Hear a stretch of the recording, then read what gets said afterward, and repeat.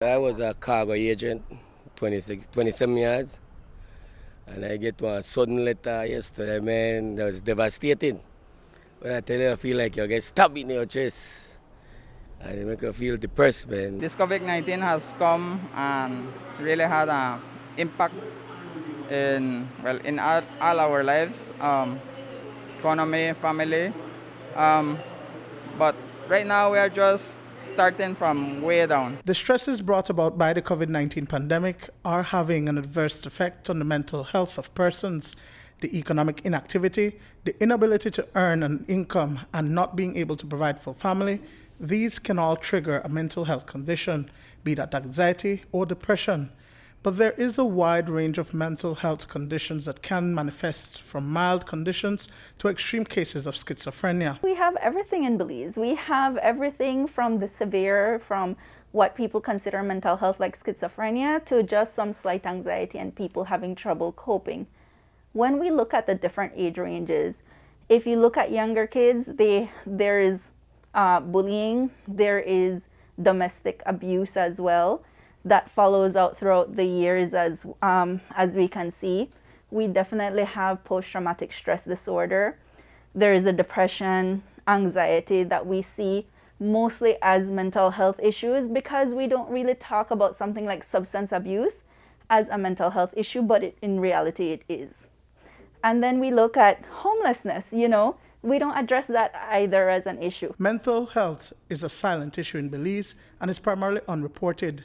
Domestic violence statistics are most documented because that data is provided through reports made to the police. But depression and anxiety is, for the most part, dealt with internally and goes unchecked. Recently, there has been an increase in persons accessing mental health services for several conditions. When it comes to the system, in the past few years, depression, anxiety, suicide, and schizophrenia have been some of the top diagnoses. But again, that's only through the public sector because in private practice, we don't have a system to report. We have something that like depression, that maybe you have a familial history, but then it also comes from circumstances. So it balances out. Then something else, like maybe schizophrenia, it has a very heavy genetic component when it comes to it. So each diagnosis comes from a different place. Post-traumatic stress disorder is very complex because it's triggered by an incident that was traumatic, but it has to do with the individual's resilience, experience, how they cope, their personality. So it varies. It is said that everybody at some point in their lives battles with a mental health condition. Losing a loved one, like a mother or father, can have an effect on your mental health. That break is triggered by anxiety and depression and can sometimes make you physically ill. What was really shocking was that I didn't seek, counseling or help because I thought I had a problem. I started talking to my counselor. She's my friend, she's my neighbor, and I felt very comfortable talking to her.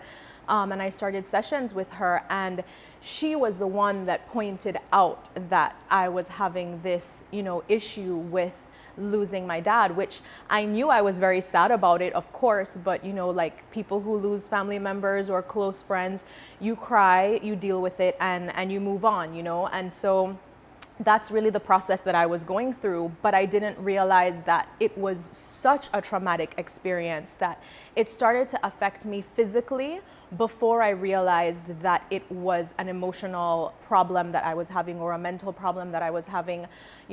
I was just really tired all the time. I was feeling constantly overwhelmed. When I was sad, I would cry, but then I don't want to cry in front of my kids and I don't want them to see me sad all the time. You can't cry while you're at work, even though sometimes the sadness would hit me at work or hit me on the way to work, and I would find myself, okay, come on, toughen up, wiping your tears, like dry your eyes, put your big girl pants on and get to work. Shaking hands, headaches, stomach aches, among other physical ailments are some of the symptoms that manifest.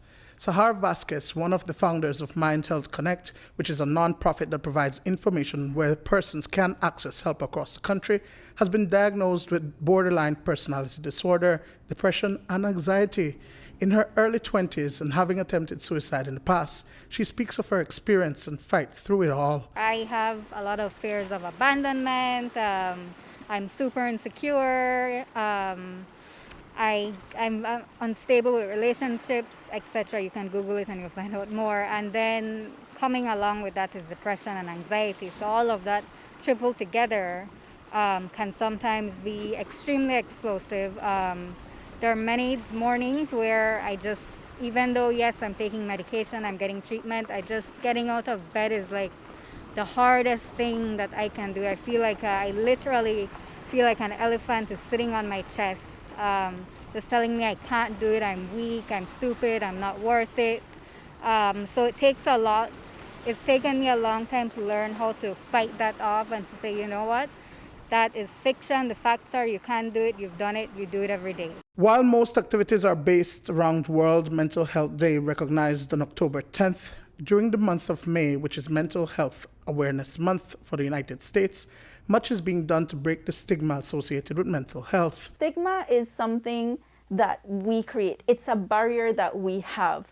But the more we talk about it, the more open we are, we get to decrease the stigma. The way you seek help can be in so many different ways, but I think having that first conversation, sending that first message to someone and being like, you know, I feel like I'm drowning, I feel like I don't know how to get out of this. Let it out. You have to let it out. And you might not always be able to let it out where you are, but you have to find time for it. We want people to feel comfortable to say, okay, you know what, I'm not feeling too good mentally, I need to go and see a doctor, or tell a family member, you know what, I'm feeling really sad and I can't get out of bed, or feeling anxious, or I'm just moody all the time, I think I need to see someone.